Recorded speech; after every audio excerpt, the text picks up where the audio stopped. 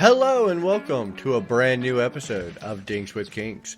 I'm your host, John, and with me as always are the two most beautiful people in the world, Rebecca and Shep. How y'all doing? Hi. This new introduction. This new introduction is because we're on a time limit today. We got a hard out. Okay. Fair. We'll go. Sorry. I'm sorry. Let's go. Before we get, I know, I was like, oh, okay. Okay, beautiful. Okay. I was like, what? Before we get into tonight's episode, I do want to remind everybody that we are in fact on that social media at Dinks with Kinks on Instagram, Facebook, and Twitter. So check us out. Reach out to us. Say hey. How you guys doing? How was y'all's week? It's been a little hectic, but good. Yeah, pretty good. It's been a hectic week, and that's okay. It's okay to have a hectic week every now and then. I mean, the room is painted.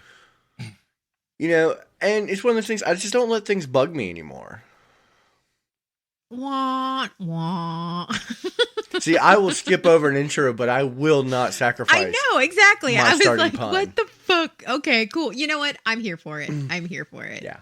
I have to do my pun. I know. No, okay. So this is a suggestion brought in by one of our very devout listeners. Biggest fan, you might say, Miss Rebecca.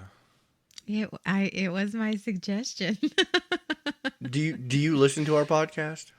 I do. I do listen to our podcasts. Okay. I like hearing, like, one, I'm a verbal processor, and I like hearing, like, the information we give, and maybe I like going back and listening and thinking, especially as we mature over time in our knowledge and our education. I do go back and listen all the time. But I've been listening since day one before I was even on. Like, before I was even on this, I was listening. So I was the ultimate fan that got to be on there. So we were going to talk about 3 fetishes, but I'm going to let you say them. I'm going to let you say what we're talking about. Of course, we are in fact. Oh no, you're going to have to just work that out. You suggested this. Yeah, you're going to have to butcher the words tonight. I don't even know where you wrote them out. in the chat. Which in the Discord, chat? the show like chat. The recording channel. This channel. Okay. You're the one who taught ahead. me we could put chat in here. So, of course, tonight we are, in fact, talking about insects.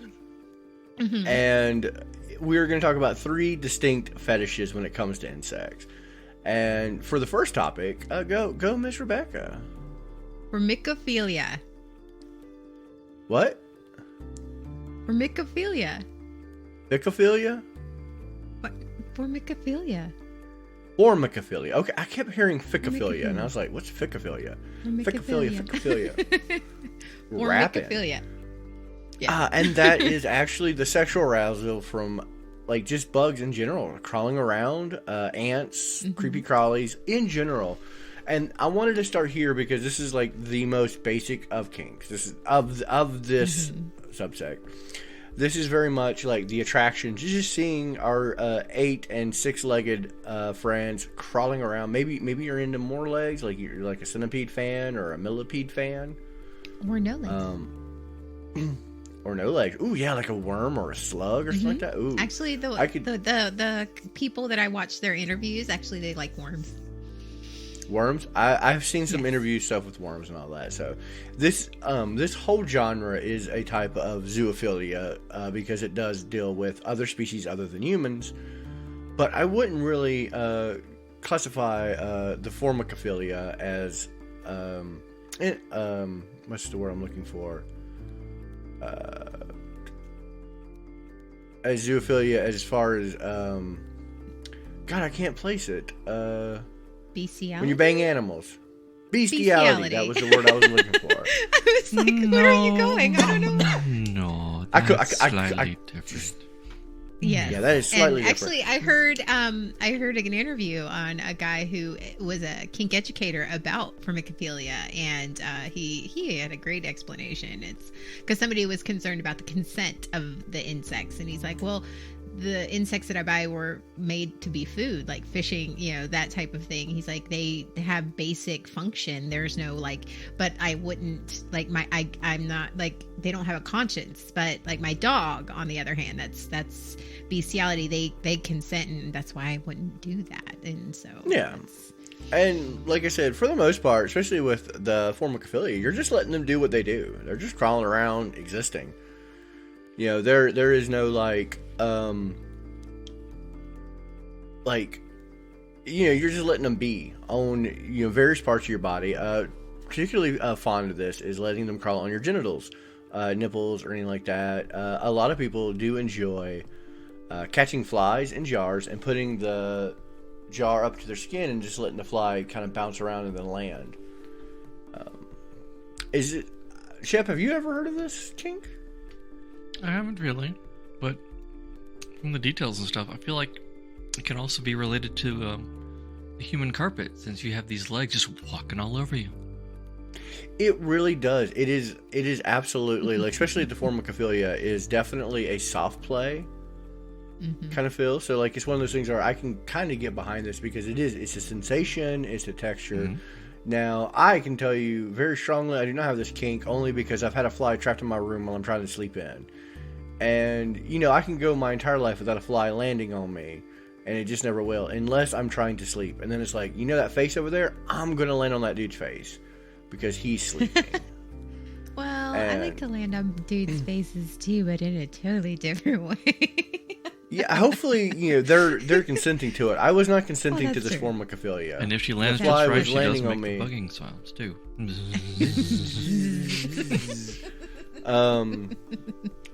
And that's what it is right there, is just having an insect land on you or crawl on you. And I can get behind that. Like, this is one of those things where, like, I never thought of it, but I understand the concept of it because it is very much a sensational play. Probably a lot along the lines of also the visual stimulation of seeing a foreign object or a foreign creature crawling on you. It's almost alien-like in nature. So, like, there's so many elements to just this one particular fetish that I get. I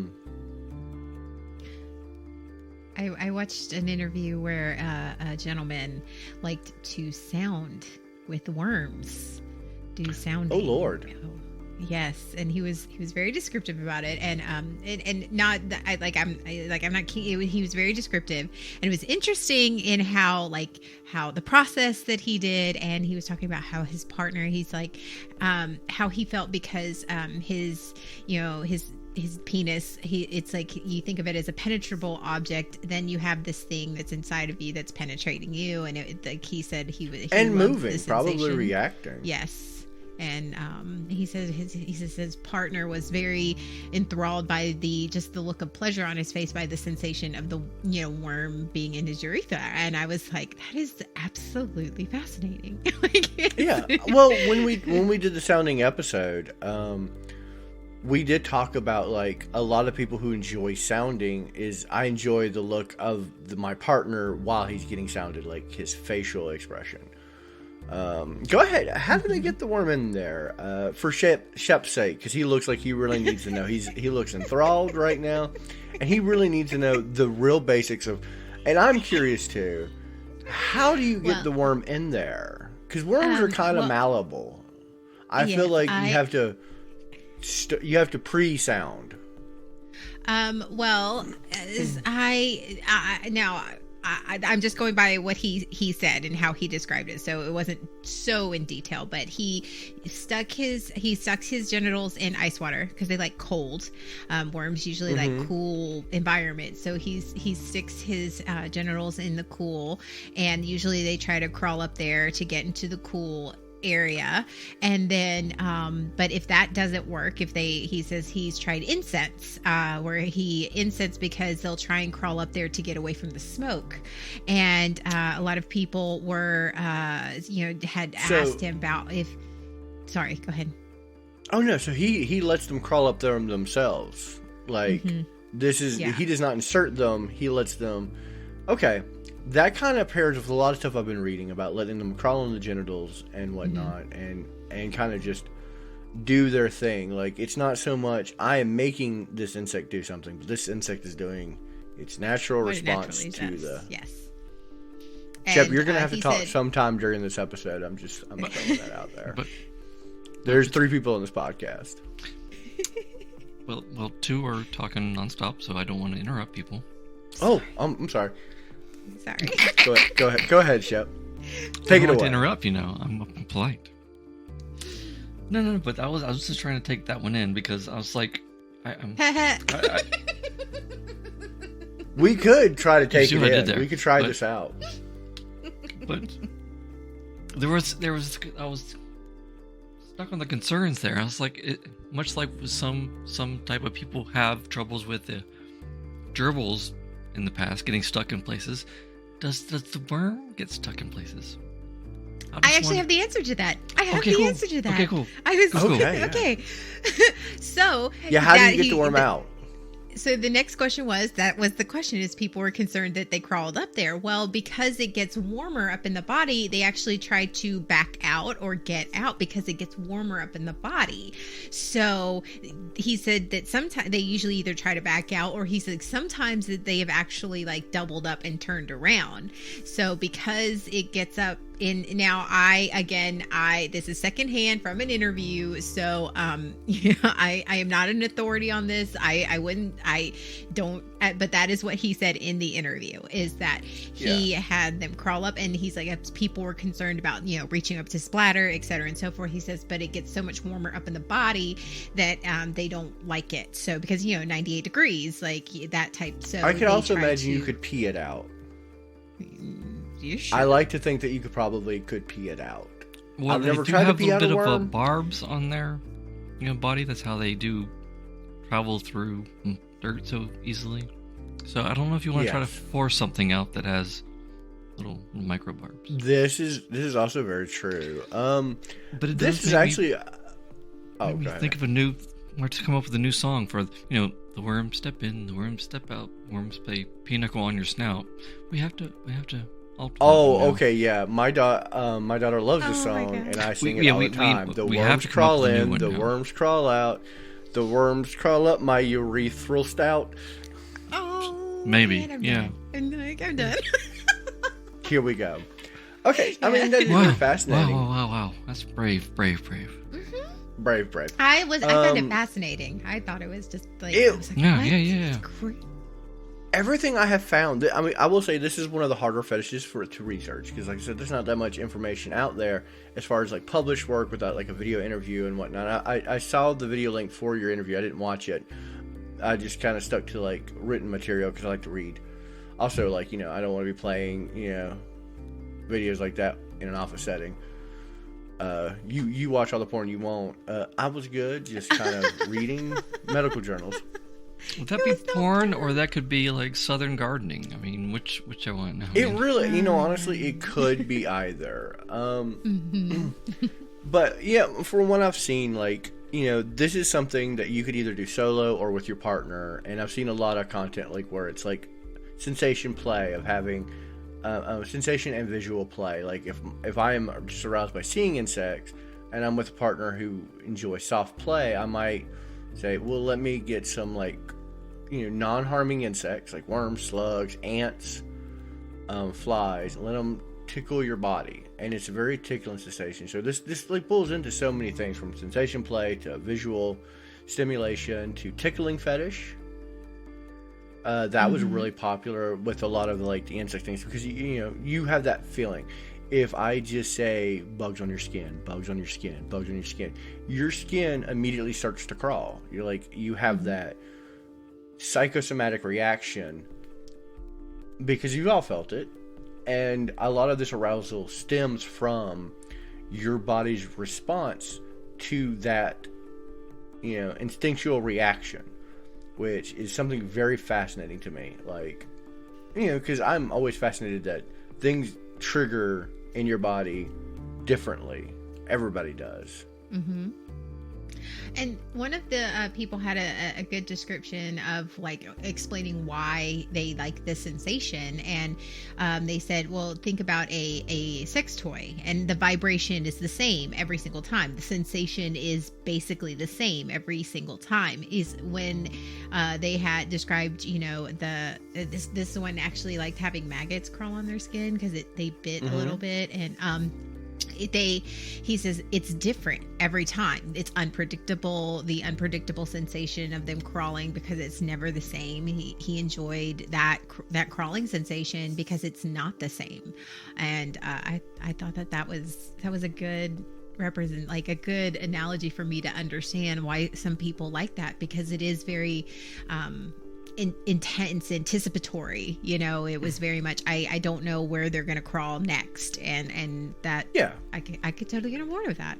Too bad we didn't have the rights to this song, because Linkin Park made the perfect song to go along with this episode. Well, what would that be in? Crawling on my skin. Crawling on my skin. Again, crawling in. I have such an erection.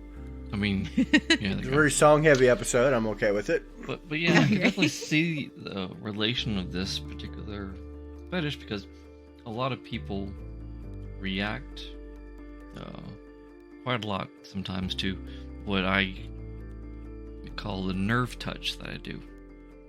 It's like the super soft, meant to stimulate the nerves, not the muscles kind of touch. So people do the shivers, the shakes, they get the goosebumps.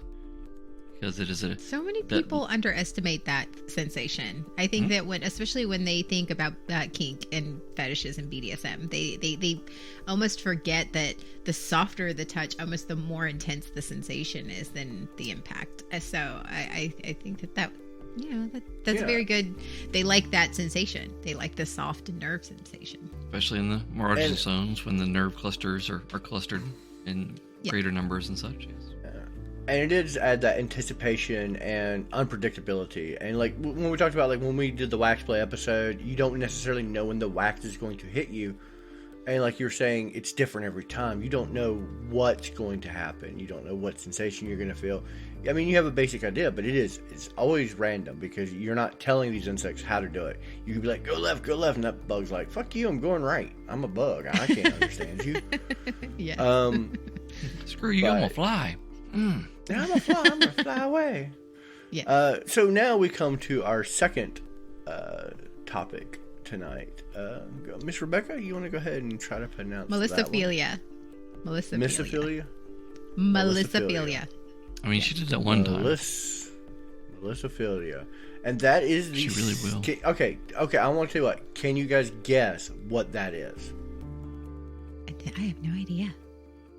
I Melissophilia? That's where That's where my brain is right now. I'm cute redhead named Melissa feeling me. Yeah.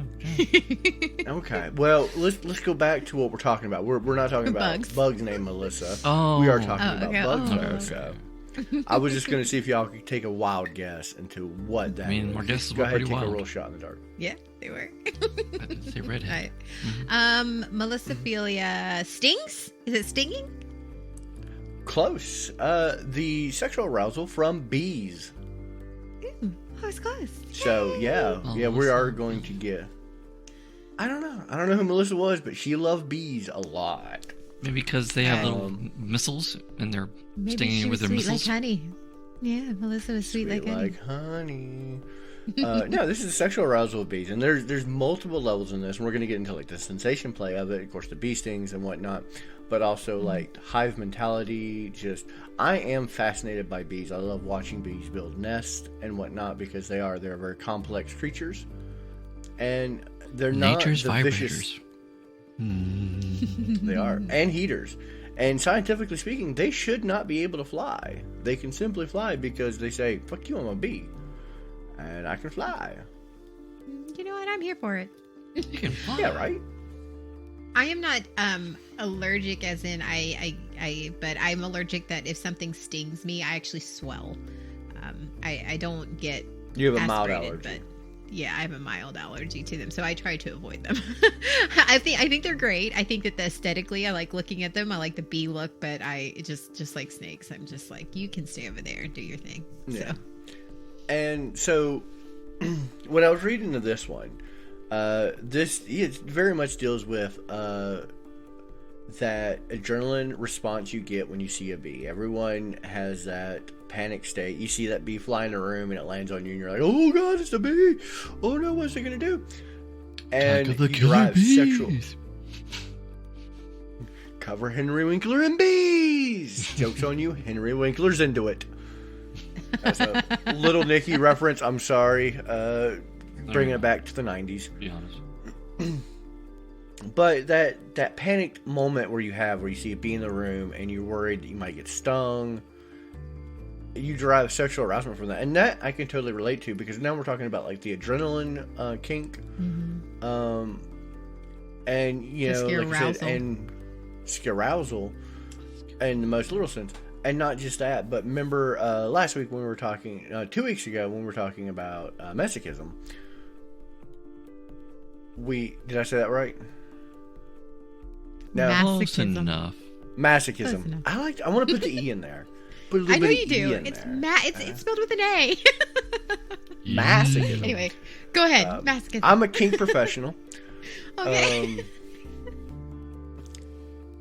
You know, you derive those endorphins from the adrenaline release into your body. And not only that, but the toxin from the bee sting, the pain it causes, may also release those endorphins, which then trigger sexual arousal.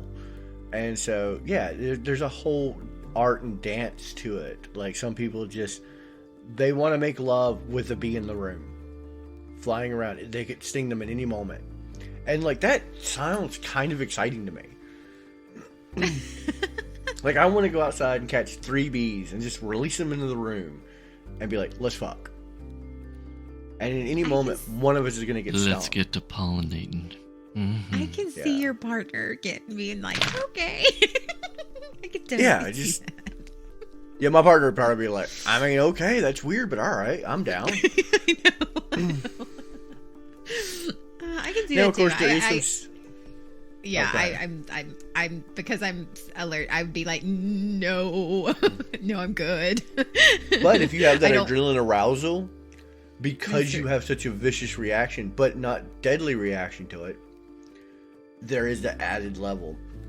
That is. Now, true. of course, with this, we do want to talk about like the safety of it. If you have an allergy to bees, please do not participate in this kink. Don't experiment. Know if you have an allergy to bees. This is something you need to know beforehand, because that could end the night pretty quickly. And when it comes to bee stings, which are very popular for medicinal purposes now, like they have, that's something they have done. I first learned about that in the show King of the Hill, where Dale had bees and he was charging people for bee stings. I actually saw an entire documentary about how bee stings, and they use them for like Botox and all of that stuff. Yeah. Because the swelling makes you not have wrinkles. I would not recommend it. Go to a trained professional. Don't just grab a bee and do it. But yes, that is a thing. Go look it up. Don't face plant into a beehive. Oh, my wrinkles are gone. But even if you have no allergy to bees, any number of toxins that you release in your body, and yes, that's why bee stings hurt. They're releasing toxins into your body. Any amount can do permanent damage to your skin. So be very careful when you're talking about arousal for bees. Though I still every time a bee stings you, it dies. So remember that. Don't murder bees with your fetish. Don't murder bees. Not kill bees. We got to save the bees. Yeah, not killer bees, but we're not talking about killer bees. We're not talking about killer bees. We're murder hornets up in here. Well, killer bees you can recycle. That's what I'm saying. You can. Efficiency. Yeah, get some murder hornets. Murder hornets. So let's dive into our third and final topic for tonight. Go ahead and give us your best pronunciation of that. We didn't hear that one. What? I didn't. Well, it might help if I unmute. That's fine. I was. Oh, okay. I sniffled and I the muted, recording and then I was heard like, you. no, maybe no. I muted my mic. So okay. Oh, okay. Entomophilia. Entomophilia. When you're getting an enema, you do feel it. Entomophilia. Yeah. So go ahead, and I want you guys to guess what that fetish entails. Slugs? Nope. Oh. Well, I mean, possibly. Drug slugs? Drug slugs, yes. Slugs on drugs. Really? No. Oh. No, not at all. Okay. This is actually the arousal to the idea of having sex with an insect. Like, this is very much like a transformative, maybe sci-fi fantasy, but like having sexual relations with an insect, regardless. Talk about micropene. Maybe the urethra sounding with the earthworm could kind of fall under this, but also like, you know, we're thinking like transformative or like fantasy roleplay where I am the size of an insect or the insect is the size of me, and we are going to have sexual relations, or as I like to call it, scary ex-wife syndrome, because, you know, praying mantises and whatnot. Oh my god. Yeah, you can have sex, but they're gonna bite your head off for it. I mean, some people are into that. No, and this one's very like, you know, easy to explain. This is very much a fantasy. A lot of people who are into like transform, furry fetish, everything from a giantess to, you know, there's so much that goes into this. So that's kind of why I saved it for last. I didn't want to like putter out, but this was the easiest of the two to kind of just like explain about, and it's very fantasy filled. There are you can look up some very fun porns where there are people in bug costumes. Some of them are really well done. The Japanese do a fantastic job creating I would have sex with a realistic butterfly. insects for sex. I would have sex with a butterfly. Yeah. And then there's some wonderful American versions where it's everything you think it would be when I say let's have insect sex, and it's some guy in a very cheap costume. I think I know where this particular fetish might have stemmed from. Okay. Where? Jeff Goldblum, The Fly. Ooh, Brundlefly. You want to get I mean, you put Brundlefly him in you? and then a fly. Yeah. I would bang young Jeff Goldblum. That's what I was thinking. I would bang young You're Jeff welcome, Goldblum. Internet. Now, after he Cronenberged himself with, you know, making himself Brundlefly, not so much. My arousal kind of dipped. But I feel like the end result of that, maybe.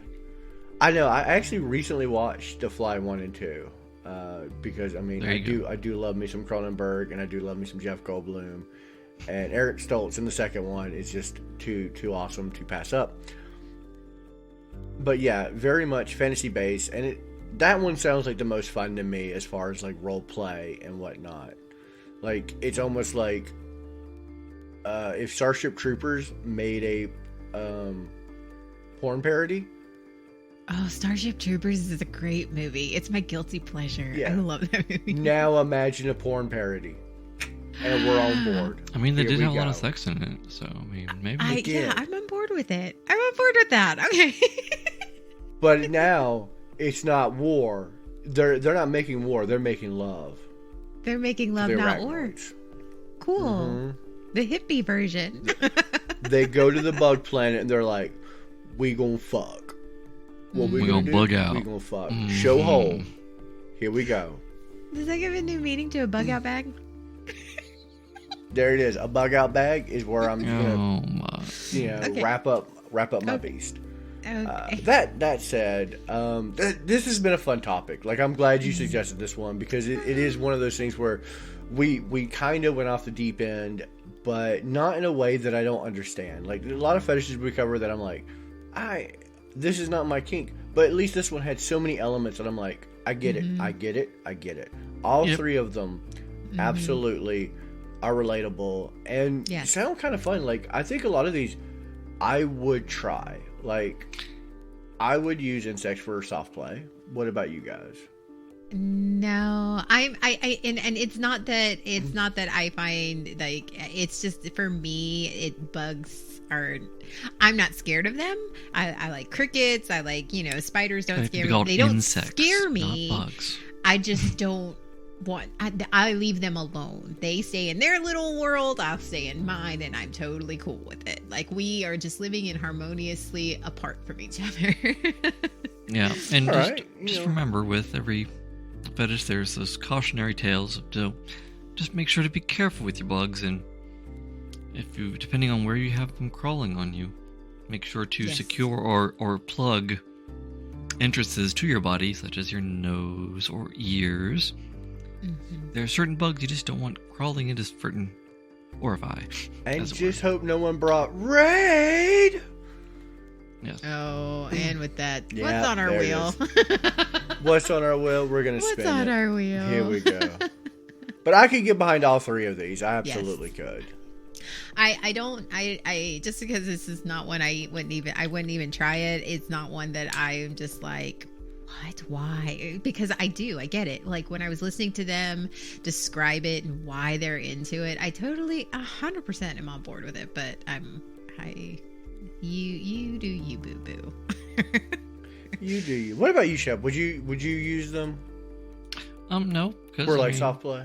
I've already refined my nerve touch in different styles of soft play techniques, so I have my own.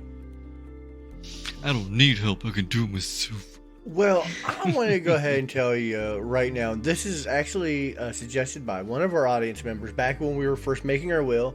And you thought we were kind of going off the deep end this week. Well, Oh I don't my. want you to push you down. I don't mean to push you down a flight of stairs, but next week is going to be intense. Falling? Well, let me go ahead and read the official Throw mama from the terminology. drain? Climacophilia. Climacophilia. Huh. What is that? The arousal of falling Climacophilia. downstairs. That is not one I've heard of other than a murder mystery, so I am actually quite enthralled about this. I am on board. I can't wait to tumble down the hole on this one. This is actually one of those fetishes that I am like 50% sure may or may not be real. Really? 50% sure may or may not be real. Did you just hear yourself Like I'm say on those the words? fence about it. Yeah, you're right. People are aroused by the thought of going to hell. There has to be like this doesn't not surprise me at all. Like the thought of falling downstairs. Like, yeah. No, and this will be a fun one. I'll admit that I've done some base research, as in I have bookmarks for everything on our will, and came back to it. I'm like, okay, we're going to have a lot of fun, and I'm glad. Like I said, we tell people to reach out to us on social media because tell us these kinks that we've never even heard of. Let us go research them because that's kind of the fun. Why I enjoy doing this podcast, and this is definitely going to be the one where I can absolutely find research on it, and it's going to evolve an awesome person. I'm just going to have to wait till next week to hear about it. So, until then, I'm your host, John, and with me, as always, the two sexiest people on the planet, Miss Rebecca and Mr. Shep. Good evening, everyone. Till next time, maybe. Don't be a bug. Oh god. Don't bug Bye. out.